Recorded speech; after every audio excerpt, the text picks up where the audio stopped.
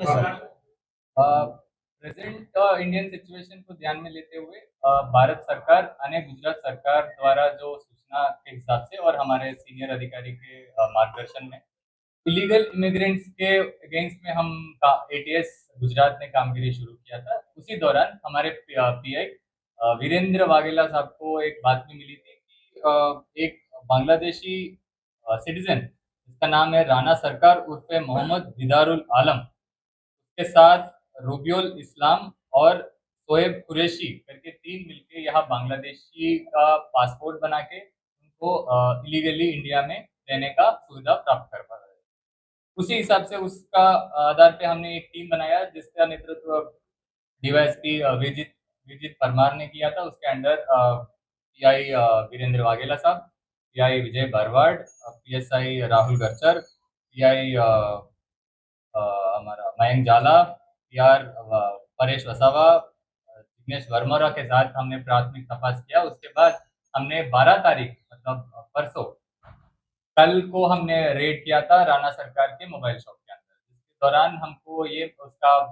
Kota Aadhaar card, quota चुटनी card, quota RAC अने उसके साथों साथ उसका बांग्लादेश का भी नेशनल आइडेंटिटी कार्ड मिला है, जिसका ये क्लियरली प्राप्त होता है कि वो बांग्लादेशी सिटीजन है।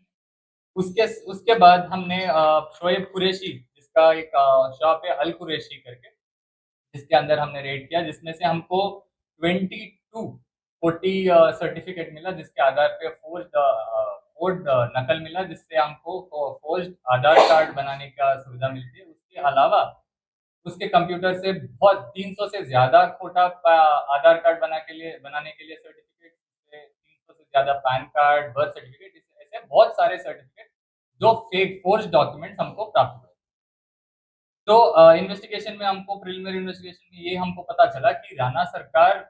उसके साथ रुबियोल इस्लाम करके एक आदमी और शोएब कुरैशी, ये तीनों मिलके बहुत सारे मोर देन 20 बांग्लादेशी इमिग्रेंट्स का पासपोर्ट बनाने का कार्य किया और सक्सेसफुल भी रहे। जिसमें हमको अभी के लिए 26 जितना पासपोर्ट एप्लीकेशन का डिटेल्स अभी हमको मिला, जिसमें अराउंड 9 जो पास अराउंड 17 जो पासपोर्ट्स ऑलरेडी बन चुके हैं, उसमें 9 लोग ऑलरेडी इंडिया में हैं और बाकी 6 लोग इंडिया छोड़ के बाहर भी भाग गए थे। इसके हिसाब से हमने इंडियन भारतीय न्याय संहिता 336(2), 337, 338 और 340 सबसेक्शन 2 के हिसाब से, और passports act 12 subsection 1 subsection A, passports act 12 subsection 2, foreigners act 14A subsection B, 14 subsection C के हिसाब से हमने केस दाखिल किया है। सर, इसका कोई चंदोड़ा में रहने वाले बांग्लादेश अभी जितना प्राथमिक तपास में हमको पता चला, इन्होंने बहुत ज्यादा पासपोर्ट बनाए, उसमें सारा इन्वेस्टिगेशन में पता चलेगा। पर हाँ, ये जो राना सरकार जो रहता है नारोल, वो चंडोला लेक के बहुत बाजू में रहता है, तो बहुत सारे पासपोर्ट वहां का भी बनाने का क्षमता है। हाँ, हमने अरेस्ट किया था राना सरकार उर्फे मोहम्मद दीदारुल आलम, जो बांग्लादेशी सिटीजन है, शोएब कुरैशी जो इंडियन है पर पासपोर्ट एजेंट जो इलिसिट फॉर्ज डॉक्यूमेंट्स बना के बांग्लादेशी के लिए पासपोर्ट बनाता है, इसको अरेस्ट किया। और एक रुबियोल इस्लाम है, वो भी इसमें शामिल था, पर वो अभी कोरिया में फरार है, कोरिया में है, तो यहाँ से फरार है, तो उसको उसके हिसाब से हमने प्राथमिक तपास चालू किया है। वो अभी तक वेरीफाई नहीं हुआ है, पर अभी हम बोल नहीं सकते, इन्वेस्टिगेशन। नकली डॉक्यूमेंट और जो नकली डॉक्यूमेंट जो अभी तक हम लोग मिला है, जो वहाँ का म्युनिसिपल काउंसलर का जो सर्टिफिकेट है वो ऑलरेडी लेके रखते हैं। उसमें जो ऑलरेडी सर्टिफिकेट है, साइन है, उसका बाकी जो नाम है, जो ऊपर एप्लीकेंट का जो नाम है, वो सारा ये लोग व्हाइटनर से मार्क कर लेते हैं। मार्क करके जो उसको कलर प्रिंट आउट करके, उसके बाद जितने भी एप्लीकेशन आते हैं, जितने भी बांग्लादेशी एप्लीकेंट्स आते हैं, उसमें बस नाम चिपका के, उसमें उसका फोटो चिपका के, वो स्टैम्प जो है उसमें भी ये फोर्ज करके वो सबमिट करके आधार कार्ड बना के, उसके through pan card, bank documents, bank का पासबुक, वो सारे डॉक्यूमेंट्स एक बार एस्टेब्लिश करने के बाद फिर पासपोर्ट अप्लाई करने का। काउंसिलर कौन? इसमें हमको जो म्युनिसिपल काउंसलर, मतलब जो उन्होंने कैसे किया पता नहीं, पर वो जो है वो ऑलरेडी जो उन्होंने साइन किया उसका इन्होंने कलर प्रिंट आउट किया। हमको जो कॉपी मिला है, जो 22 कॉपी हमको मिला है, उसमें से 15 गीताबेन सोलंकी नाम का है। गीताबेन सोलंकी का 15 जो कोटा डॉक्यूमेंट्स मिला है, शहजाद खान पठान, 4 कमरुद्दीन शेख। सर इन लोगों को अब न्यू तपास के लिए अभी का परसों ही हम किया है, तो उसके बाद जो ये डॉक्यूमेंट कैसे इन्होंने कलर प्रिंट आउट निकाला उनके साथ, उनके रजिस्टर में क्या है वो सारा इन्वेस्टिगेशन में। सर हमने पोस्ट करो निवेदन ले जाते लोगों में कह रहा है कॉर्पोरेटर अभी परसों ही हमने रजिस्टर किया, अभी हम इन्वेस्टिगेशन में है सारा पार्ट। સર આ લોકો કઈ ચેનલ થી અહીંયા સુધી ભારત કે ગુજરાત સુધી પહોંચે છે બાંગ્લાદેશીઓ જો ચેનલ કઈ છે કોઈ રેકેટ जो जो अब हमारे पास जो एक बांग्लादेशी हमने जो अरेस्ट किया राणा सरकार, उसका मूवमेंट ऐसा रहा,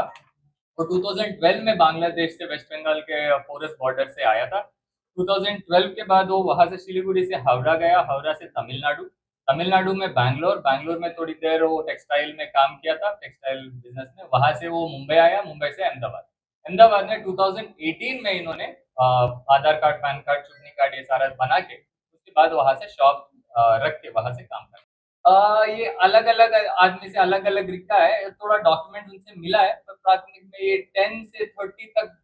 उनके हिसाब से नेगोशिएट करके लेते थे जितना काम करना था। સાહેબ આખા ડોક્યુમેન્ટ ડુપ્લિકેટ બનાવતા કે ખોટી રેકોર્ડ બની ગયો છે આધાર કાર્ડનો પાન કાર્ડનો એની અંદર સુધારો કરાવી અને તેનો ડુપ્લિકેટ બનાવતા એમાં શું રહે इनका एमओ ऐसा है कि पहले जो 2022 से पहले जितना हमको पता चला कि 2022 से पहले एक खोटे डॉक्यूमेंट से सीधा आधार कार्ड बना देते थे, उससे जो भी डॉक्यूमेंट आधार कार्ड एक बार बनने के बाद pan card, bank account, bank का पासबुक ये बना के फिर सीधा पासपोर्ट बनाने का सुविधा उस टाइम पे मिलती थी। अभी रिसेंट पास्ट में ये लोग आधार कार्ड में जो डिटेल्स है, जैसे इनके एमओ इनको जहाँ कन्वीनियंट है उसके हिसाब से इन्होंने आधार कार्ड में एड्रेस चेंज करने का तरीका अपना के फिर वहां से आधार कार्ड से जो भी सब्सिडरी डॉक्यूमेंट्स है वो सारा इकट्ठा करके फिर पासपोर्ट बनाते। તો પાસપોર્ટ સેન્ટર આધાર કાર્ડ સેન્ટરની અંદર આમના માણસો પર્ટિક્યુલર બેસાડાયો કોઈ એક જ જગ્યાથી આ રેકેટ ચાલતો રહ્યો